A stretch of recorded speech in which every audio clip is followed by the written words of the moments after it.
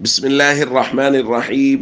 عن أبي هريرة رضي الله تعالى عنه قال قال رسول الله صلى الله تعالى عليه وسلم في الحديث: أفلا جعلته فوق الطعام كي يراه الناس من غش فليس مني. رواہ مسلم۔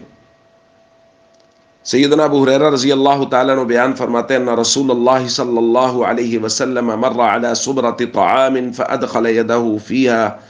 نبی کریم صلی اللہ علیہ وسلم غلے کی ایک ڈھیری کے پاس سے گزرے تو آپ نے اپنا ہاتھ اس میں داخل کیا، فنالت اصابعہ بللا، حضور کی انگلیوں کو نمی محسوس ہوئی تو آپ نے فرمایا: ما هذا یا صاحب الطعام، یہ نمی کیسی ہے؟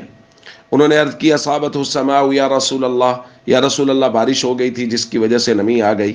تو اس وقت نبی کریم صلی اللہ علیہ وسلم نے یہ جملہ ارشاد فرمایا جو آج ہم نے پڑھا: افلا جعلتہ فوق الطعام کی یراہ الناس، اگر بارش ہو گئی تھی تو بھیگے ہوئے غلے کو اوپر کیوں نہ رکھا تاکہ لوگ اسے دیکھ لیں؟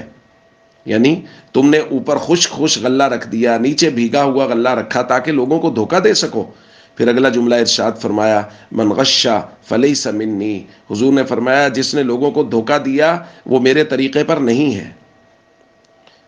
دوستو، نبی کریم صلی اللہ علیہ وسلم نے امت کو ہر چیز سکھائی ہے، اور ان میں سے تجارت بھی ایک اہم کام ہے جو نبی کریم صلی اللہ علیہ وسلم نے اس کے آداب اور اس کے تمام احکام امت کو سکھائے ہیں، اور اس میں دھوکہ دینے سے شدت کے ساتھ منع فرمایا۔ حضور نے فرمایا: من غش فلیس منی، وہ مجھ سے نہیں ہے جو کسی کو دھوکہ دیتا ہے۔ ہم نے جب سے نبی کریم صلی اللہ علیہ وسلم کے طریقوں کو چھوڑا ہے، تمام چیزوں میں بالعموم اور خاص طور پہ تجارت کے معاملات میں ہم ناقابل اعتماد ہو گئے ہیں پوری دنیا میں۔ ایک عام ریڈی والے سے لے کے جو پھل بیچتا ہے، سبزی بیچتا ہے، وہ بھی اچھا مال اوپر لگا کے ہلکا مال نیچے لگا کے، اچھے مال کی قیمت کے ساتھ ہلکا مال بھی تھوڑا تھوڑا نکالتے رہتے ہیں۔ اور یہ ایک عام ریڈی والے سے لے کے یہ بڑی کمپنیز تک یہ بات چل رہی ہے۔ سعودی میں عمرہ کے لیے ایک مرتبہ حاضری ہوئی، ایک دوست سے ملاقات ہوئی، وہ سائیکل کا کام کرتے تھے۔ پوچھا: کہاں سے منگواتے ہو؟ بتایا: ہندوستان میں ایک ہندو کمپنی ہے وہاں سے منگواتے ہیں۔ بھائی پاکستان سے کیوں نہیں منگواتے، یا مسلمان کمپنی سے کیوں نہیں منگواتے؟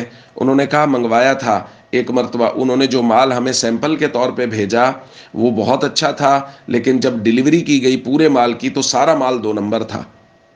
بھائی ایک عام آدمی جو صبح سے شام تک بمشکل اپنے بچوں کا پیٹ پالنے کے لیے، گزارا کرنے کے لیے مال بیچتا ہے اور تجارت کرتا ہے اور ریڑھی لگاتا ہے، وہ بھی 2 نمبری کر رہا ہے، اور بڑی کمپنیز بھی 2 نمبری کر رہے ہیں۔ اسی وجہ سے تو ہم ناقابل اعتماد ہو گئے۔ اس لیے ہم سب کو چاہیے تجارتی معاملات میں نبی کریم صلی اللہ علیہ وسلم کے بتائے ہوئے طریقوں پر عمل کریں اور دھوکہ دہی سے ہمیشہ بچتے رہیں۔ السلام علیکم ورحمۃ اللہ وبرکاتہ۔